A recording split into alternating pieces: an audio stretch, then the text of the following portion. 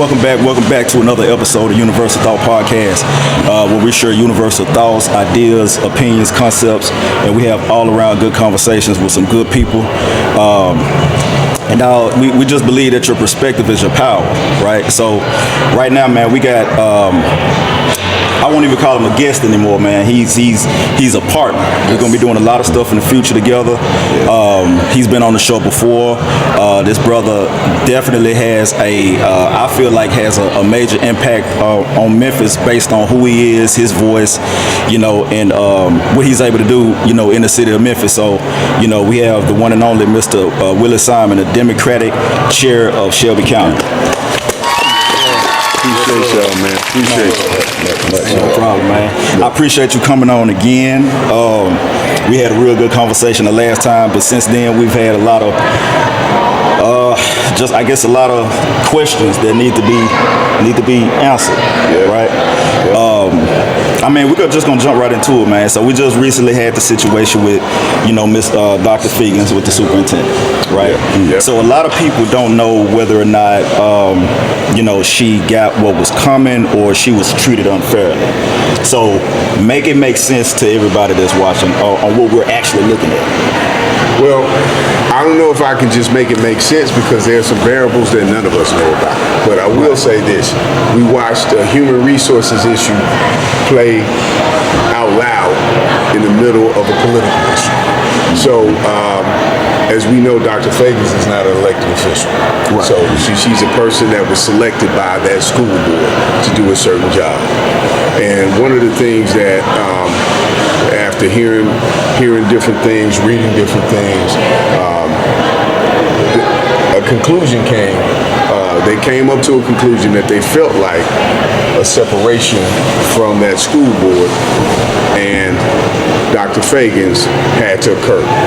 Now, there are some things that were written.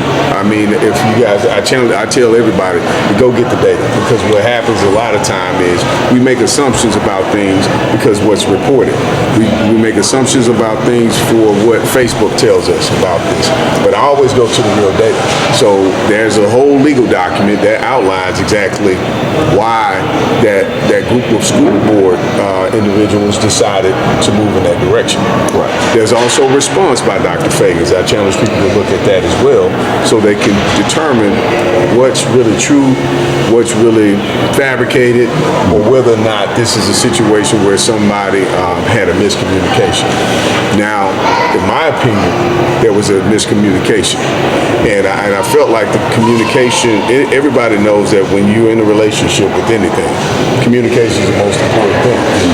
And so when there's a failure to communicate, or there's a perceived inability to communicate, that relationship won't last. So I think, from some of the stuff that I read, some of the factual information I was able to view, and will be probably mitigated in court and all that, there was a clear communication issue. And so one of the things that I was disheartened by is the fact that it became something that was publicly disputed when the public really didn't have all the facts either. Right. And so, of course, we went down to that crazy. Oh, man. I also think that, for me, I need more content. Nobody's really speaking. You're answering it, but you're not direct into it. I need more content. I told you that I need more content. I just heard about something, but I don't know all what took place. I don't even know. I know she lost her job. Tell me more. Give me more details, more content about what took place. So the premise of this whole thing, and these are based off accusations, because there's probably a legal battle that's going to happen because of that. So again, all these things are alleged. So allegedly, the superintendent, and according to Robert Spence, who's the attorney, he said factually what's a fact is that $45,000 in grant money was signed for without going to the school board. And then another fact was $1 million worth of overtime that was supposed to be worked was miscommunicated to the board when they found out $1 million in overtime never existed, and so it was miscommunicated. There was some kind of miscommunication about this overtime, this $1 million in overtime that was supposed to occur.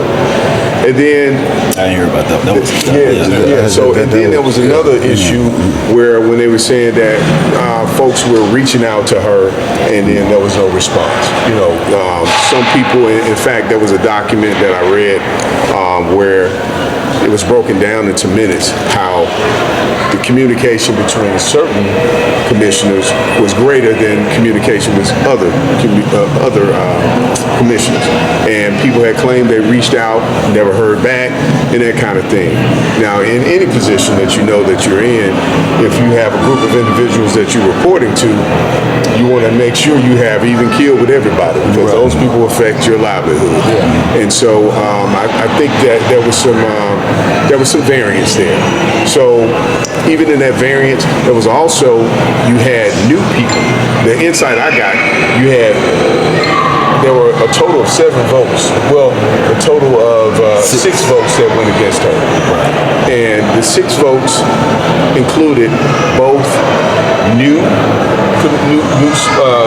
school board commissioners as well as 2 seasoned commissioners. So that meant, because I see a lot of hoopla. Wait a minute, say that again. Say how many? I'm sorry. It was 1, 2, 3, 4. There were 4 new. 4 new. And 2 seasoned. Oh wow. Okay. So a lot of people say it was all the new folks that did this, because that's what you're going to hear in the media. They say, oh, it's all new people. Right. But the chair actually was the first one to vote to say that she agreed with the firing of Ms. Fagins. And then you also had another person that was on there before, Stephanie Love, who was also there throughout the whole process of Ms. Fagins being part of the school board. So those were the 2, like the black lady and the white lady. Those were the 2 people that. No, those were 2 people that actually voted against letting her go. They were seasoned as well. McKinney and I forget the other commissioner's name. Her name escapes me right now. I thought that was the ones that voted for. They voted to keep her. They voted to keep her. Right, you're right. Those 2 that voted to keep her, but the ones that voted for the release, there was a mix of seasoned people and a mix of individuals that were brand new to the board. Right.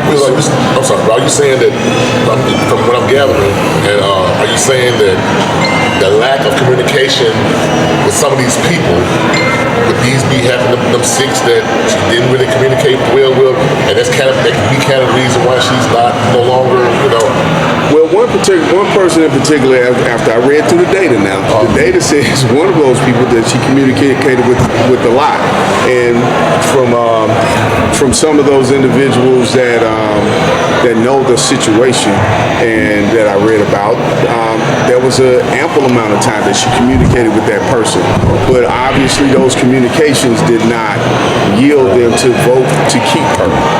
Because I'm just what I've seen on interviews and news, I kind of have the tendency to think that some people took it personal toward her or something.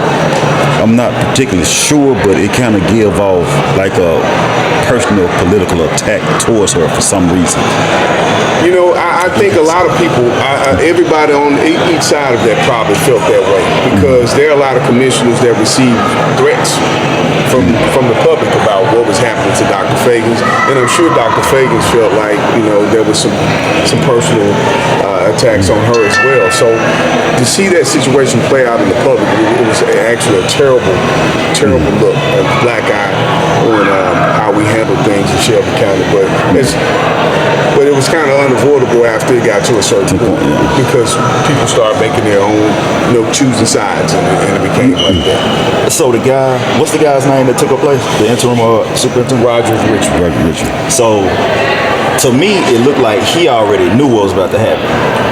And it's like he kind of was prepared for the backlash, and that's why he kind of wolfed up at everybody. It just looked like he knew something. Well, I can put it this way. Now, all of us sitting here, when you see something going awry, and you know where you sit, and you're a guy that's part of the system, you've been there, Right. And you sit where you sit, you get a feeling. I mean, everybody's gonna get a feeling. You've worked next to a guy that you saw that was kind of borderline, you know, in trouble, and you start hearing it, Right. and then you're sitting there, and Like, you already know run it's up. coming. It's Yeah. coming. Yeah. It's coming, and you're gonna feel like, hey, next man up, and I got to be ready.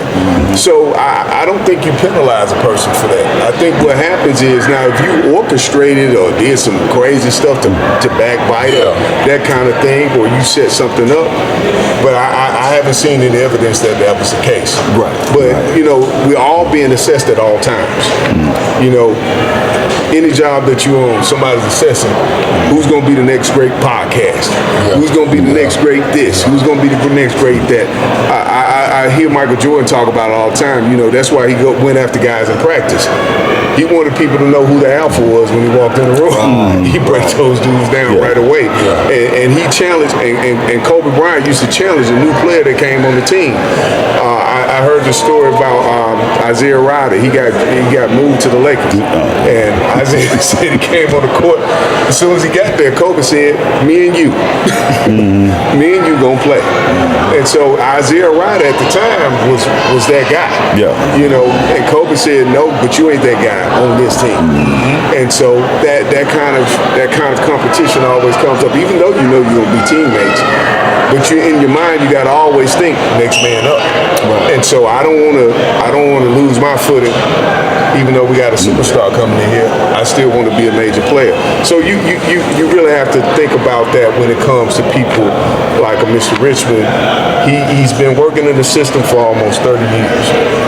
This guy's been doing a lot of things. In fact, he was tasked with taking on the failing schools. So when you really think about it, if you had that kind of responsibility, and somebody says, not only are you not going to be the chief officer, I think they were calling him the chief education officer at some point. I don't want to get the title wrong, and if I got the title wrong, I apologize. But they came back and made him responsible for getting those schools that were failing to the passing rate. So somebody puts that in your lap, and then an opportunity comes for you to advance to where you really want to be, because nobody sits in the desk and say, I just want to be in the background the whole time. You know, you're going to seize the moment. Yeah, when you say that, it's because I have a few friends that they are educators. My sister, she's actually involved with this. Principals, ADs at schools. It's like they have a mix. It's like a mixed emotion. Some, they shouldn't have got rid of Figgins, and some figured they got rid of her so they can bring in the next guy. And what I've been told is he's qualified. He's qualified. He had the credentials to be in that position, but a lot of them, from my understanding, they wondering, do he deserve it? Or was they already planning it to get rid of her and get him in that position? That's what I would. And so it's a lot of collusion, and it's a lot of speculation. So, so think about how clever you got to be to make that happen. You got 5 new folks coming on to the commission. They just got elected. So he would have to cleverly get those individuals to switch, and then get a couple that actually pick Dr. Fagins to be in that position. So you have to get all these people to come in and say, hey, listen, I want to get you guys to flip and put me in this position. I mean, that's a hard task when you really think about it, because some of the same group decided that when he was trying to become a superintendent before, did not allow him to become a superintendent. So, I mean, they've seen his talent, and they've seen the things he's done over a period of time. So, you know, they chose to pick someone elsewhere. You know, it wasn't. They didn't pick our local talent. Well, that's so. Dr. Feagins, where's she from? She came here from Detroit. So she from Detroit. She was a superintendent for like 8 months or something like that, right? Probably not even that. Yeah, she was superintendent for about 8 months here. Yep. What makes them? They don't. It kind of don't make sense because you got somebody that know what he's doing. 30 years in the business. He's familiar with the city. He understands the school system, but they choose somebody outside the district. Yeah, Eric. And she's less experienced. Why would they do that? Well, I'll tell you. Let's go back and we rewind the climate around that whole situation. So remember when go back from the prior superintendent, he went ahead and he resigned, right? So we had a situation where he resigned, and then there was a search that lasted a long, long time. We even had one of the school board representatives actually left and quit the job because she said it was a fiasco actually trying to find someone to fill that position. Right. Was that around the Crown time? Was that around the Crown time? No, this was before it was after Crown. It was after Crown and Cash. This was after. It was after George Ray. It was right after Ray. And so between George Ray and them trying to find somebody to replace Dr. Ray, there was a big gap, and we had an interim in place at that particular time. They chose not to consider the interim for the job, who used to be the CFO, and then they chose not to, of course, point from within. So they had this national search. That's why you heard the media keep saying, "Are we going to have another national search?" And so they had this national search, and it didn't yield anybody coming into the fold. They didn't have it. They didn't pick anybody. So we got a nudge from the governor saying, you need to pick somebody or we're going to get involved. We're going to appoint somebody to get involved. And so they picked somebody. And I can't say it was a rush situation or whatever, but I felt that they had to make a decision and they had to do it quickly because there was a reasonable amount of time that passed between the person that was in charge and then you had an interim that you had lingering on, and then you didn't get a person in that office, so you need to make a decision. And so I think that decision was made based off needing to make a decision. Right. So, right or wrong, the decision was made. She was chosen. She came here with a lot of fanfare. I mean, Memphis accepted her wholeheartedly. And as you can see, the community rallied around what they perceived her to be as it related to talking with the students and the teachers. And so she became popular from that standpoint. On the flip side of that, we don't know how popular she was when it came to dealing with the people that she actually reports to, which is the school board. So it's like, not to cut you off real quick, it's kind of like a two-part. And like you just said, you want to go search nationally for somebody that's actually qualified here in the city. But then the part I saw about where they was trying to get her to explain where all the grant money comes from, which the number for me I thought was astronomical because I don't see the government giving with Shelby County itself $700 million during the COVID. So I think that number was a little bit exaggerated. I think it was inflated, yeah. Yeah, and so at that point, if you're still bringing people in, you're getting them in, not letting them stay long, but then you have to pay them an astronomical amount to leave to bring somebody else in. Right. How is that correlate to the schools itself? Well, I think some of that, you know, when we start talking about the financing around that, I think when Dr. Ray was in, you know, of course, that was a search. He became the superintendent after I forget the superintendent right before him. His name slips my mind. He was an attorney and he was superintendent. Dorsey Hopkins. So when Dorsey Hopkins left, and he went on, George Ray then became the superintendent. And so there was really no paying anybody to go or whatever. Dorsey left, and he went to a new job. George took that job, and then the situation happened around him where he resigned. And so that sent us into a period where we didn't have anybody there. How long was he superintendent? I can't remember how long Dr. Ray was in place. Maybe a year or two.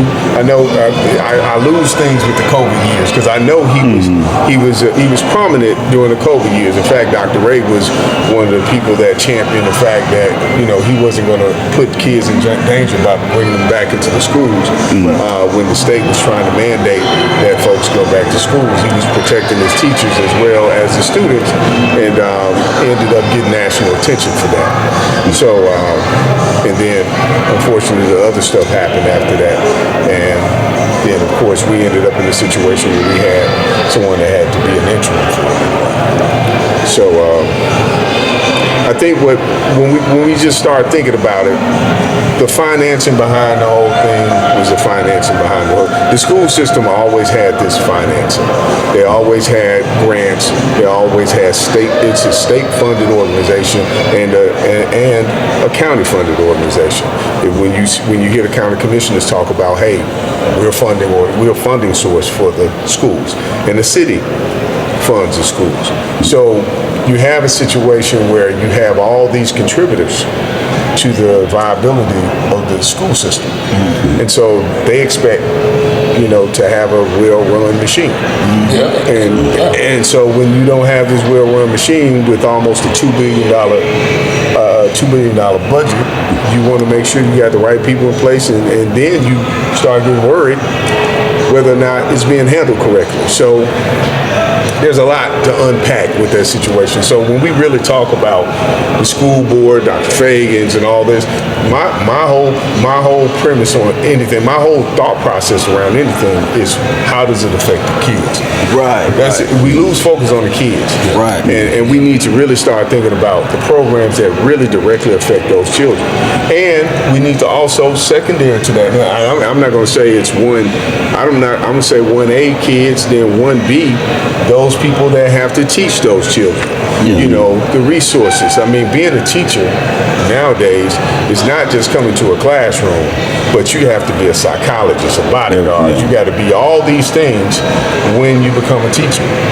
Hats off to our educators everywhere, because that's a job that people undervalue every day. You said something. You said the kids, and even when you said that something, it just made me. Oh man, that's the whole issue. We're trying to get a better education for the kids and somebody to be in that position to spearhead whatever that is. That's right. Do you think? And we're just gonna be real. Do you think that people are more upset because they're more upset over Feagin as opposed to the kids? Because when you said that, I hadn't heard nobody even talk about what needs to be done to better the school system. And we've been in this situation, like half the people don't even know who the superintendent is. They don't know the people in office. They don't know who's in control of these moving parts. Right. So if they don't know, I'm gonna say we, if we don't know who the people are that's in place, all this time, and we haven't been active ourselves in the school system, right? We haven't been going volunteer for crossing guards or coaches or teachers or whatever the case may be. Do you think we really? I'm saying we, but as Memphis as a whole, do you think we actually care? Do you think there's people that genuinely care about the kids?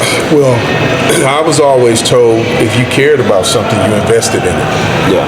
And investment doesn't necessarily mean you send your tax dollars to it. It means that you actually invest time and resources and your wisdom and knowledge and all these things to a system.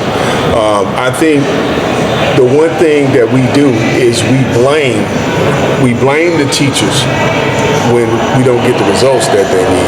We give them all the credit for failing, but we don't give them the credit for when they pass. Because we want to take some of that credit as parents in the community that, we're doing this for our children. But, those teachers are out there grinding it out every day, out there dealing with all these overcrowded classes, not having the right resources, being in a situation where parents aren't even getting kids in school on time. I mean, absenteeism is outrageous. Right. So when you get a kid that comes in and misses half of his learning time, and then you tell the teacher, get him ready for the TCAP and get him ready to pass, I mean, that's almost an impossible task, along with being underpaid, along with all the stresses that surround that whole situation. So I think we have to be real. We have to be more deliberate about embracing what they do, actually supporting what they do, and actually supporting our kids. I mean, there shouldn't be a time where we sit and think about, there was a song by Harold Melvin and Blue Notes that said, wake up all the children and wake up everybody. Wake up everybody. Yeah. We wake up everybody. We got to wake up. We sitting here, we having a nightmare right now. The nightmare is we have young males from age 14, not even, and it's getting younger every day, 14 to 25 committing the most heinous crimes in our city.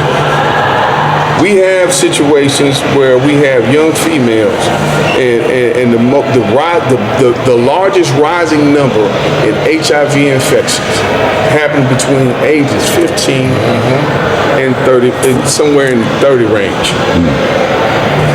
I mean, when are we going to wake up?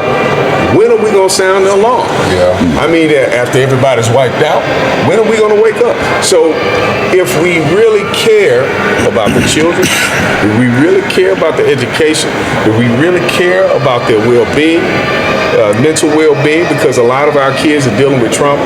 We have high crime rates, so if somebody's sitting in a high crime rate and they see trauma all around them, then you tell them, go learn something. But you go home and you dodging bullets. What kind of situation you think that kid's going to be in? So we have to address all those issues, and we have to be deliberate about it. We can't hope that it happens. We can't wish that it happens. We got to make it happen. And so as we're challenging Dr. Richmond, and a lot of times we get caught up in one person. Every week we get caught up in one person. We neglect those kids. Every week that we sit here and argue about the fact that, hey, the person that I liked is not there anymore, we neglect those kids. I'm gonna use a sports analogy. I already know which one you're gonna use. Yeah. Showtime. Yeah. Showtime. Yeah. I mean, imagine here. Imagine if something happened with John Morant and he left the squad. They showed that last year. Tickets are gone. They're not making money. Yeah, they're not making any money. But if you are a person that say you love the Grizzlies, are you devoted to the Grizzlies or you devoted to John Morant? I mean, we love Ja. But if Ja woke up one morning and said, I want to play in New York, are you going to abandon your team? Are you gonna go with y'all to New York? No, you're gonna try to stick. Hopefully, you try to stick with the Grizzlies. I'm a Chicago Bulls fan, and when Michael Jordan left, I almost wanted to chop my fingers off. But guess you're still what? a fan, though, ain't you? I'm still a fan. And same here. I've been a Cowboy fan since '74. That's what we ain't won it in 20, 30 years. I'm still a Cowboy fan. So it's not about the players. Right. It's that loyalty to my team. Loyalty. So are we fans of our children and our teachers? That's the question we gotta ask ourselves. So is that do you think the charters in Shelby County actually hurt SES, or do you think they should get to a point where SES should take it back over, or let the charters take over? Well, I think the charters are a challenge. I think what happens is if you start taking one and pitting them against the other, you eventually eliminate both. Because what you're going to do is have a fight over funding. You take money out of out of Memphis and Shelby County schools, and you give it to a charter. For instance, University of Memphis has a charter program now. In fact, the University of Memphis now has their own. They have their own system. And so while they have their own system, they have an opportunity to bring in more schools and open more schools under their system. Just imagine if the best and the brightest decide that, hey, I want to go with the University of Memphis because there's a feeder program straight from elementary school to get people into the university because they have this excellent program to get them there. That's an unfair advantage they're going to have over Memphis City, Shelby County schools because there's not a feeder program to a university. Right. There are resources that won't be available to them that makes it competitive. So when you start pitting those two together, it's almost taking apples and oranges and pitting those two together. And so what we have to realize is that whatever takes away from Memphis City, Shelby County schools is actually going to hurt certain schools and hurt certain students. It's just like we'll talk about vouchers because this is a big hot topic. Yeah. Vouchers have been proven in different areas to not work. But our people are getting sold on it saying that your kids can go to this particular school because you have a voucher. Now the average private school in the Memphis area is going to cost you $14,000, somewhere in there. The lowest I think is around $9,000. But with that voucher, you only get $7,000. So if you're going to tell an inner city kid who already doesn't have the resources, I'll give you $7,000 to go to private school A, and your family's got to come up with the rest of that money for them to go to private school A. And then not only while they're there at private school A, there's a socio-economic difference in what your kid is now exposed to when now you're there and you have your situation where you're at this school and you want to compete on the educational level, and if everything's even, you get over there and you're performing. And then you're in a curriculum that's not preparing for the TCAP. Right. Because in the private school, they don't have to take that. But your kid that's on that voucher program has to take that test. And so now you have a curriculum that's based off something that you're going to have to take a test off of that you're not prepared for. Right. And so what they found is that students do worse in that scenario rather than being prepped by Memphis City, Shelby County schools to be prepared for the test they got to take in order for them to move to another level. So why not take your resources and use the tried and true method that worked on all of us? Because I think all of us talk, and we're products of public schools. And take that tried and true methodology and go and put it back in those programs and challenge the system to do what it's said to do. Educate these children at all costs. Put aside all your differences. Put aside all this money talk and political talk, and get to the point where if it doesn't match where we see results, start doing like they do us. If your production doesn't match what we're paying, if your production doesn't match what we're putting into it, then we replace you until we see the production. Could that be like the TCAPs? Could that be also considered that, well, maybe some people look at it as like a pre-ACT or SAT? Well, the actual premise around the two tests is a little bit different. Yeah, so they're different. They're testing different. The competency around that is testing the curriculum that we teach in Memphis City, Shelby County schools, or the state. Well, the state. It's the state program, basically to measure the competency of the students. But the ACT is a different test. I know that. And so and it's a whole different way of studying to get prepared for that. Now, what you said is something it's a novel idea. Why not make the TCAP resemble what you would take with the ACT or the SAT? Why not take these things and try to blend some of that stuff together? And you're going to get an argument on one side and say everybody's not a college student. So they may not want to take those. So they may not want to be subjected to taking that kind of test. But then you say, well, Nevertheless, I think for those who want to go to college, this is a prime way to get them prepped for it. And then you might get individuals that say, I remember when I was in school, I was in the level 6 classes, in some of my in level 6 English class, we used to take what they call college preparatory tests. And so we take these tests along with the regular work we doing, and if you pass them, when you get to my freshman year of college, I didn't have to take a class because I did well on those tests. So I skipped over a class when I got to college. So when you give those kids that kind of opportunity, it might incentivize a student that's just doing a little bit, but when he knows I'm going to go to the next level of education, this is going to apply to that. I mean, I think they need to look at middle college and look at that model they have. There are kids that's coming out of middle college successfully with associate's degrees along with them graduating. See, we're talking about this now, and I'm glad that you're here because I'm learning a lot. I'm actually understanding a lot about the school system and the politics in it.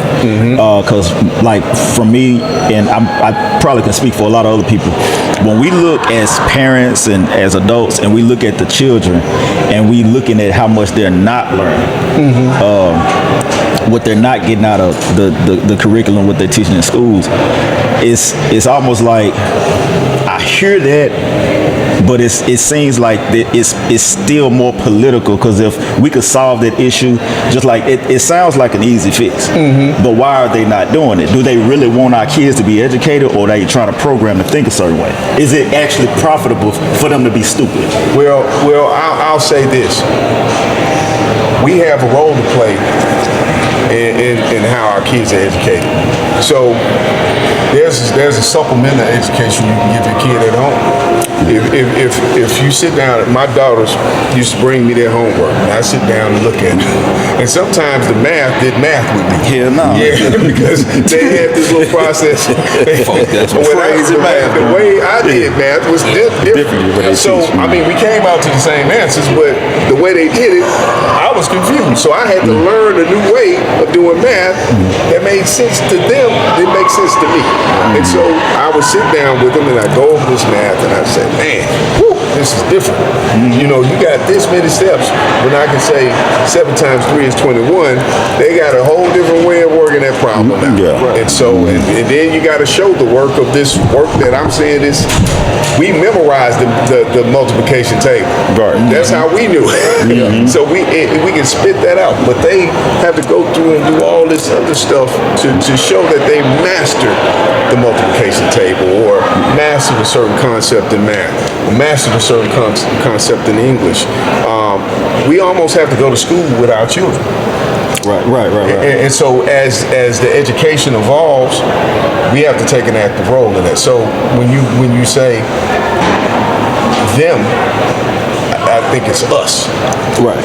And so and the way I see it is, if we go to a Grizzlies game and we see 14,000 at a Grizzlies game and 3 at a PTA meeting, which one do you value the most?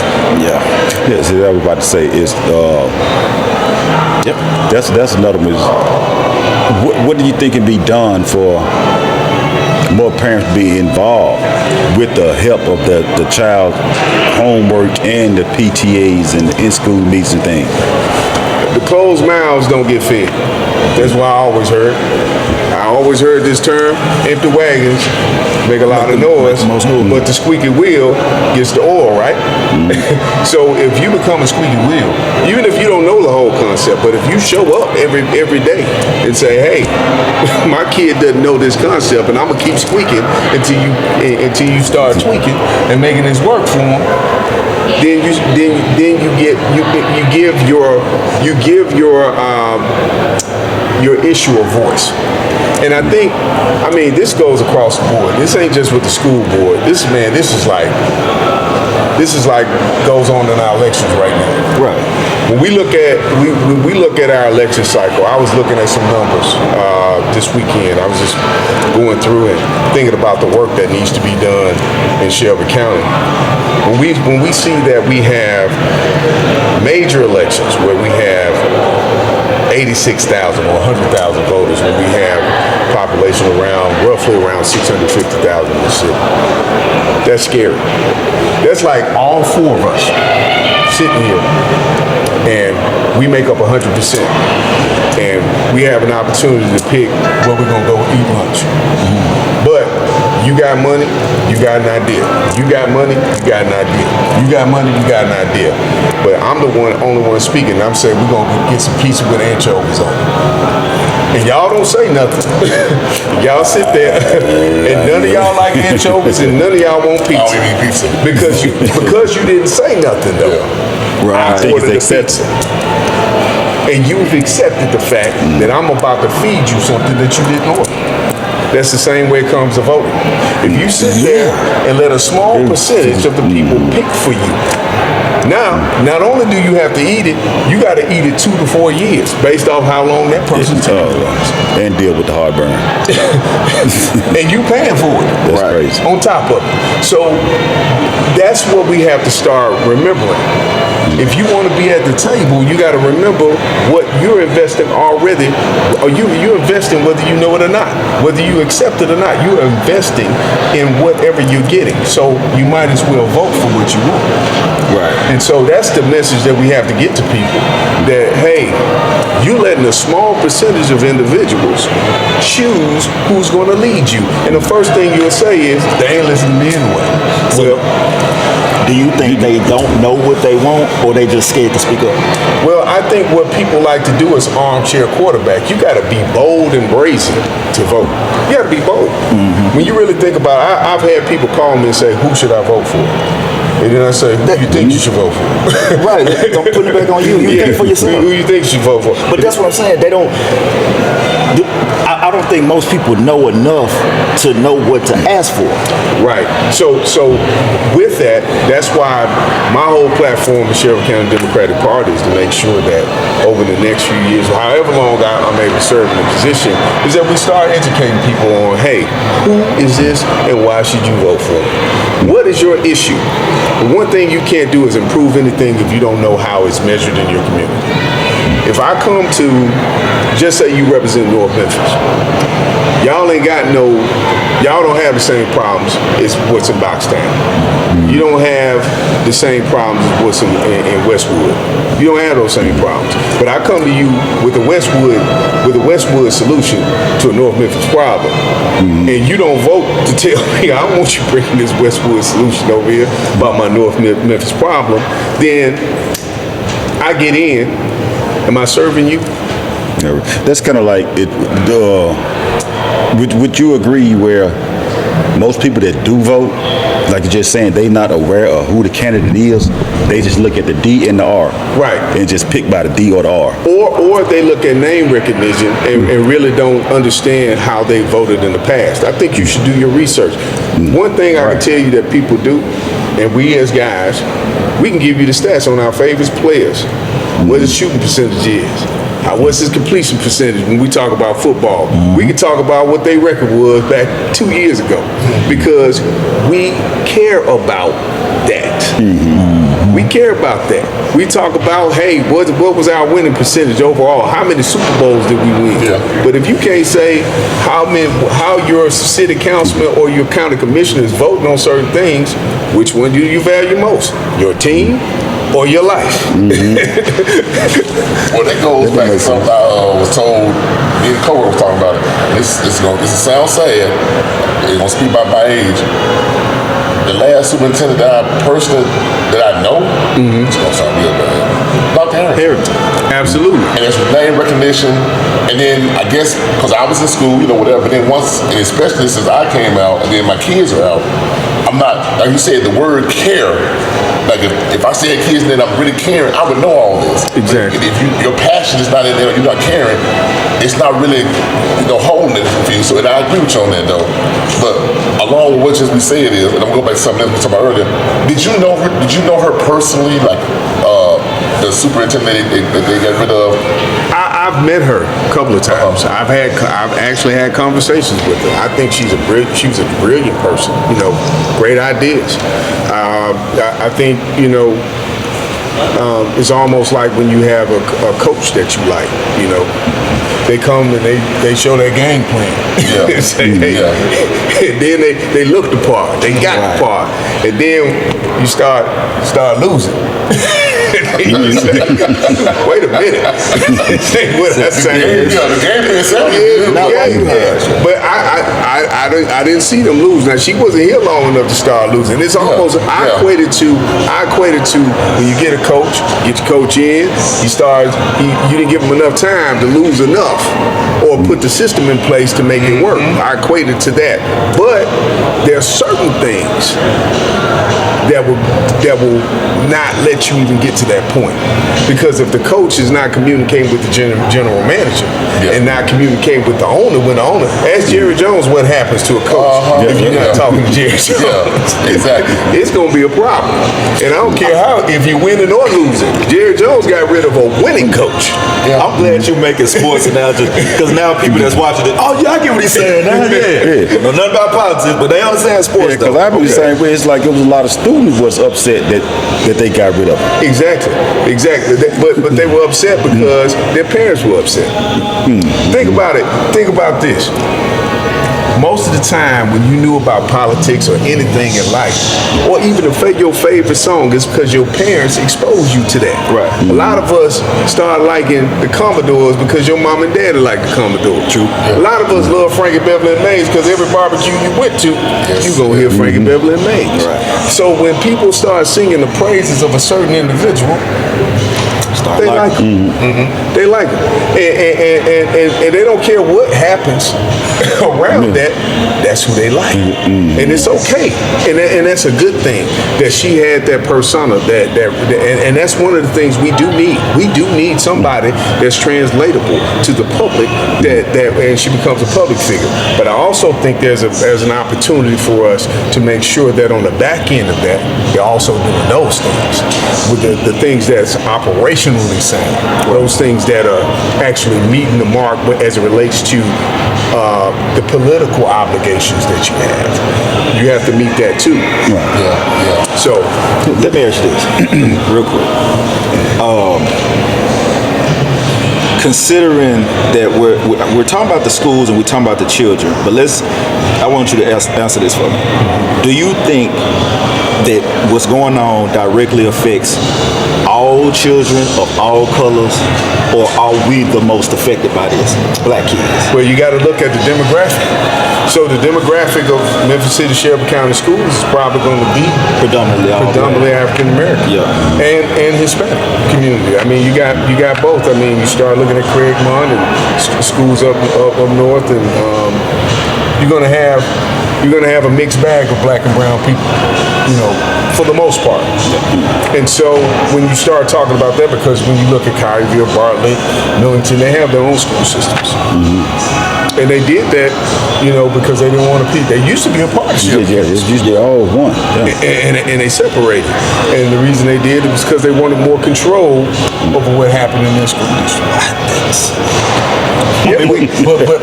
But again, this is what happens. Now they growing it more. They involving more government by letting the state take over. So exactly.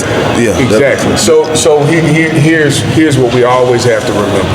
And this is what I've been telling people lately is we win our people locally.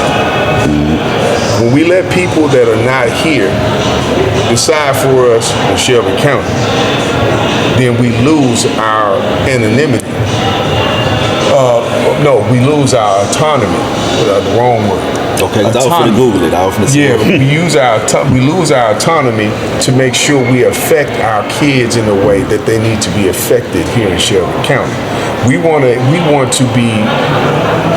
to have our leaders in this area that live, breathe, and sleep Shelby County to be able to make decisions about how their kids are educated, how their kids are treated, how their kids are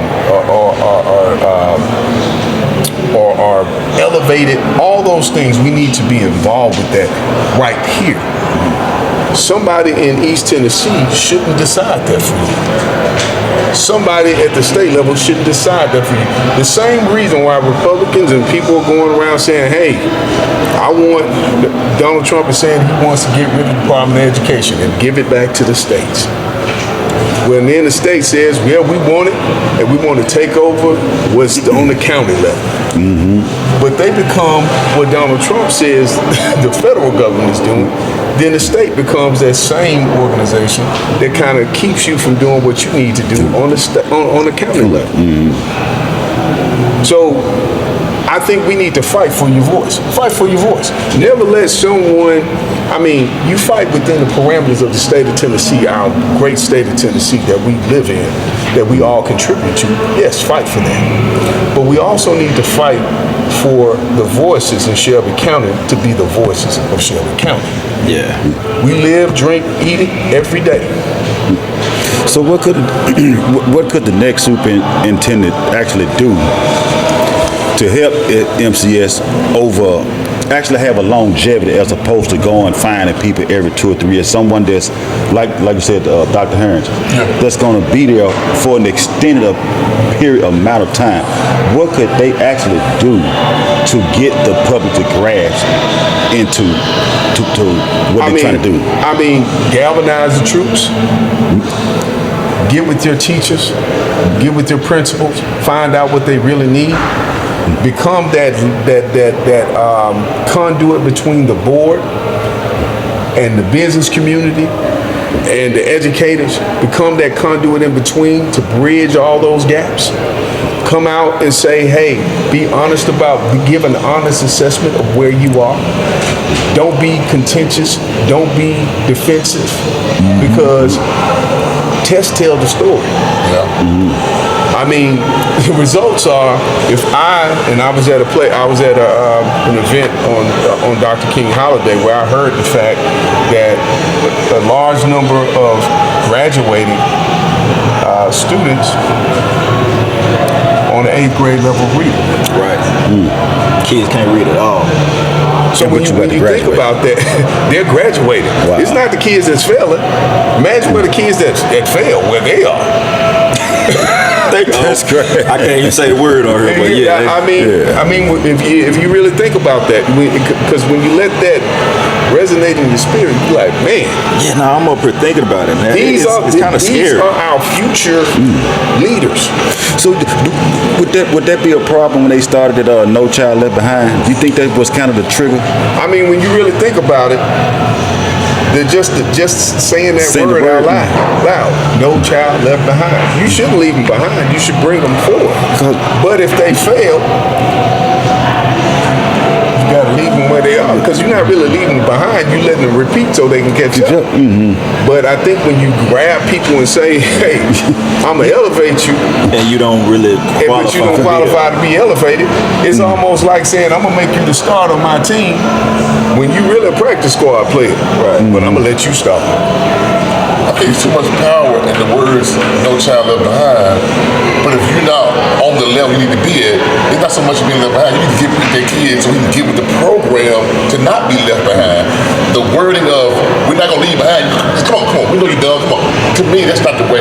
I wouldn't even made that analogy of saying that word. But that's what they call it. I know, and I never liked it because my thing is that was the program. Every child doesn't think the same way, doesn't learn the same way. So you can't say that we're gonna bring all on with us. My thing is, it's about the individual, and I'm not blaming no teachers at all. I'm not saying that. Right. What I'm saying is, it takes certain, like you said earlier, to teach kids now, that's one of the hardest jobs, I think, period, right now. Because every child is not going to learn the same way. Every child's not the same environment.